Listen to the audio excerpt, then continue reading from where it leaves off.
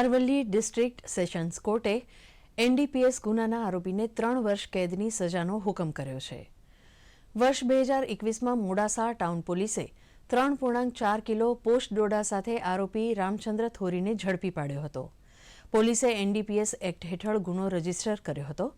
નામદાર કોર્ટના જજ એનએચ વકીલે આરોપીને 3 વર્ષની કેદની સજા ફટકારી છે.